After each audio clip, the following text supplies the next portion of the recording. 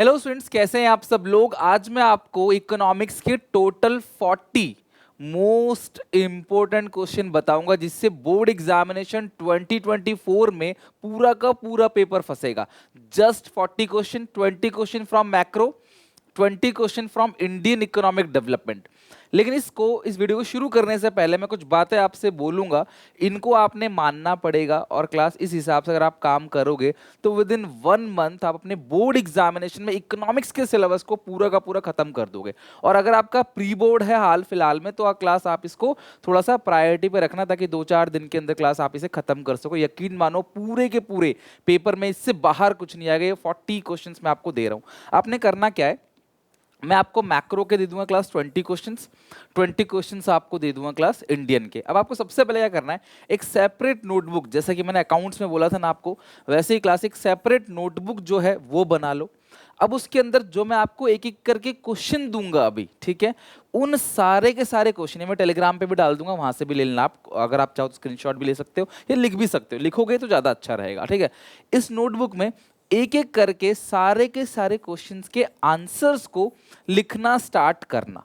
अब आंसर कुछ ऐसे लिखना ताकि आप same to same cut copy paste कर सको अपने बोर्ड या प्री बोर्ड में। तो आंसर लिखने के लिए आप क्या कर सकते हो, जो मेरे नोट्स हैं जो मैं आपको देता हूं वो आप ले सकते हो। आपके क्लास के खुद के नोट्स या ट्यूशन के नोट्स जो ट्यूशन टीचर ने, क्लास टीचर ने दे रखे, आप उनको रेफर कर सकते हो। आप किसी भी बुक से रेफर कर सकते हो।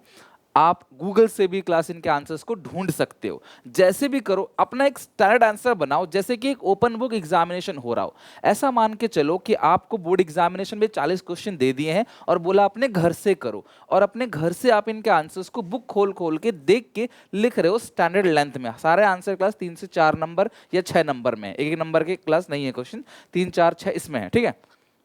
और एक ही नंबर के जो एमसीक्यू आते हैं वो इन टॉपिक्स में कवर हो जाएंगे, मतलब वो ऐसा कुछ अलग से नहीं आता। अगर आपने चैप्टर पढ़ रखा है तो आप एमसीक्यू पर टिक कर लोगे, ठीक है। तो आपने करना क्या, एक एक करके सारे आंसर्स को कॉपी पे अच्छे सुंदर सुंदर राइटिंग में ब्लैक पेन से क्वेश्चन, ब्लू पेन से आंसर लिख के अच्छे से पूरा का पूरा मेंटेन करना है अपनी कॉपी। अब आपने करना क्या, डेली, अगर ये 40 क्वेश्चन है तो डेली आप 3 से 4 क्वेश्चन अगर आप लर्न कर दो, 10 दिन में सारा खत्म। आप कहते हो नहीं मेरे और सब्जेक्ट के प्री बोर्ड है, डेली में एक क्वेश्चन करूंगा, देखो एक से कम क्या हो सकता है, एक से कम तो जीरो ही है ना फिर। तो एक क्वेश्चन भी डेली करोगे तो भी सोचो 40 डेज के अंदर आपके सारे क्वेश्चन हो जाएंगे। बस मुझसे आप सब प्रॉमिस करो कि इन 40 क्वेश्चन को लर्न कर लोगे, तुम्हें 80 में से 80 बोर्ड एग्जामिनेशन में मैं दिलाऊंगा, 80 आउट ऑफ 80। इन 40 क्वेश्चन को कर लो।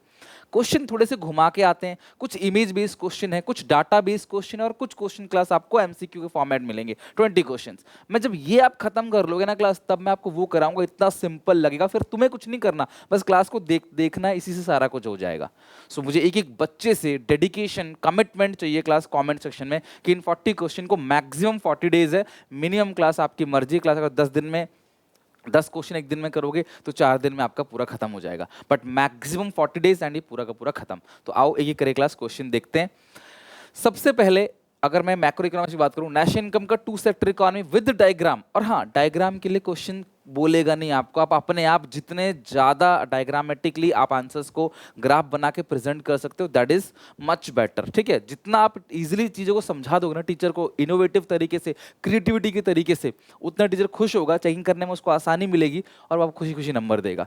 जीडीपी लिमिटेशन जो क्लास मैंने बताया ना, BCDE है ना, तो वो आपको करना है। डबल काउंटिंग का प्रॉब्लम कैसे सॉल्व होगा, वो है क्या, और ये मोस्ट इंपोर्टेंट है, क्या इंक्लूड क्या एक्सक्लूड होगा।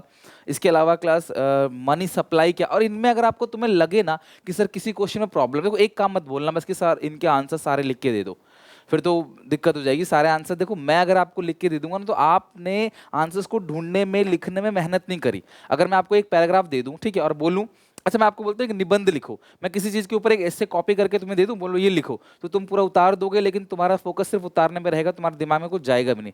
लेकिन जब आप आंसर को खुद ढूंढते हो, एक एक सोर्सेस से उठाते हो, समझते हो, फिर आप लिखते हो, वो लिखोगे जो तुम लर्न कर सकते हो। मुझे पता मैं लाइन लर्न कर लूंगा, मैं वो लिख रहा हूँ, तो देखना वो लंबे समय तक तुम्हें याद भी रहेगा, ठीक है। इसके अलावा क्लास M1 के जो मनी सप्लाई के कंपोनेंट्स हैं वो आपको अच्छे से लिखना है।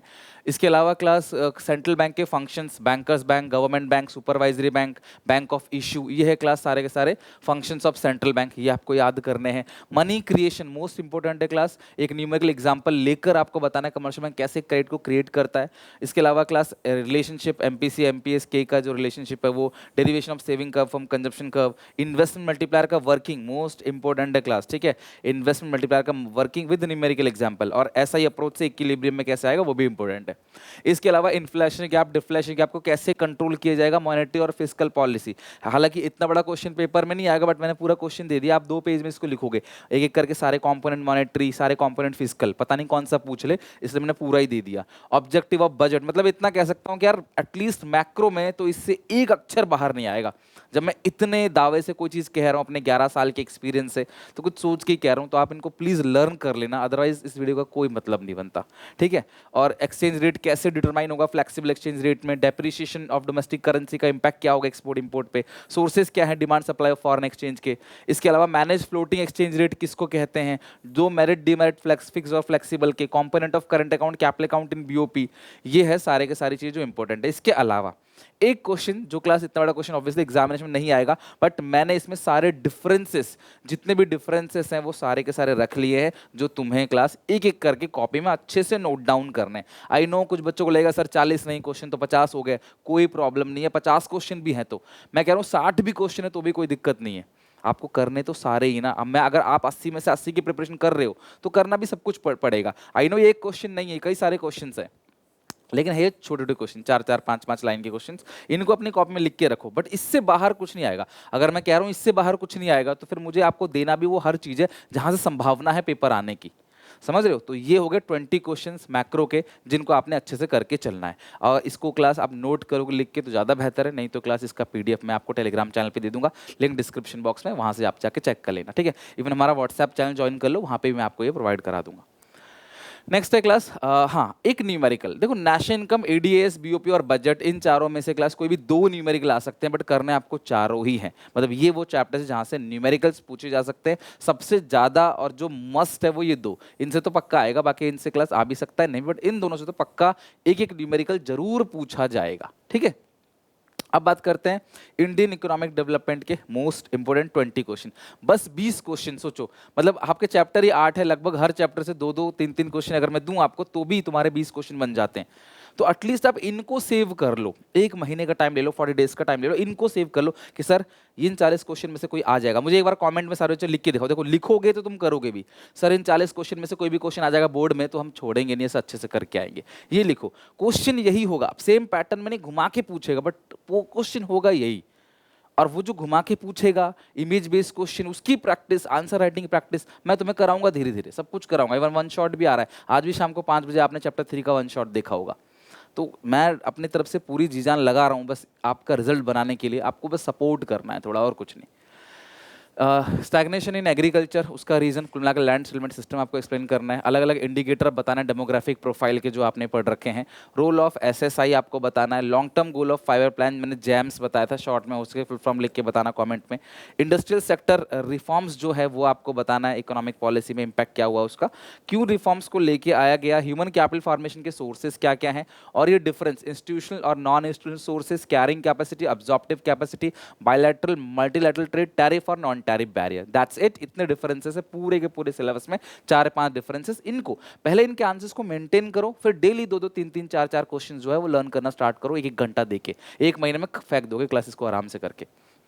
नेक्स्ट है एग्रीकल्चर डाइवर्सिफिकेशन रिक्वायर्ड क्यों है क्लास, और डाइवर्सिफिकेशन का बेनिफिट क्या है क्लास, कौन कौन से डाइवर्सिफिकेशन है, कोई भी 2 आपको बताने, like horticulture, animal husbandry. Sources of rural credit हो गया, रूरल डेवलपमेंट क्यों जरूरी है क्लास इकोनॉमी को डेवलप करने के लिए, इस तरीके से क्वेश्चन आ सकता है, और गवर्नमेंट ऑफ इंडिया कैसे एग्रीकल्चर मार्केटिंग को इंप्रूव करती है, राइट। मीन भाई फॉर्मल और इनफॉर्मल सेक्टर क्या है और कंडीशन क्या है वर्कर की। हालांकि इस चैप्टर से एक आपको पूरा का पूरा केस दे देगा, एक डेटा दे देगा, आपको इसे एक्सप्लेन करना होगा बस आपने, ठीक है, रट्टा नहीं मारना ज़्यादा डेटा को 7 चैप्टर में, इसे एक्सप्लेन करना आना चाहिए, बस डेटा तो दिया हुआ रहेगा, रीज़न पता होना चाहिए। इंडिपेंडेंस से क्लास सरकार जो है इनकम एम्प्लॉयमेंट जनरेट कर रही है डायरेक्टली और इनडायरेक्टली, आपको उसको भी एक्सप्लेन करना है। 15th क्वेश्चन में इनको आपने एक्सप्लेन करना है, एक्सप्लेन द फॉलोइंग। अभी काफ़ी सारे पॉइंट्स है बट हर आधा आधे पेज का एक एक क्वेश्चन है, आप आराम से उसे अपनी लैंग्वेज में लिखो, लिखो वो जो तुम लर्न कर सकते हो।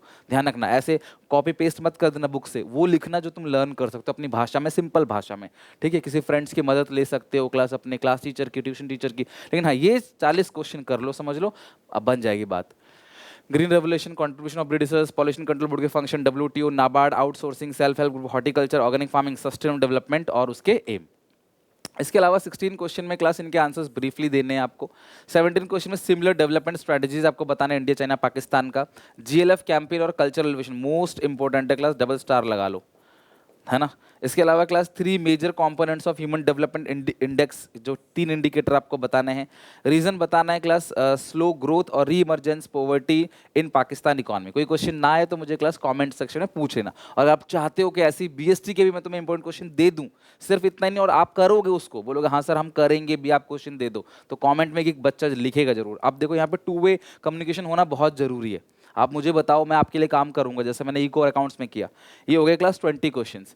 इसके अलावा एक डाटा, दो पूछा जाएगा, एक एम्प्लॉयमेंट चैप्टर से, एक इससे पूछा जा सकता है, नहीं भी, लेकिन कंपैरेटिव डेवलपमेंट एक्सपीरियंस और एम्प्लॉयमेंट, इन दोनों में से क्लास 1 से 2 डेटा जरूर पूछा जाएगा, जहां पे पूरा डेटा टेबल दिया दे रखा होगा, पूरा का पूरा टेबुलेशन फॉर्मेट में दिया होगा, you have to explain that, आपको उसे बस एक्सप्लेन करना है, राइट।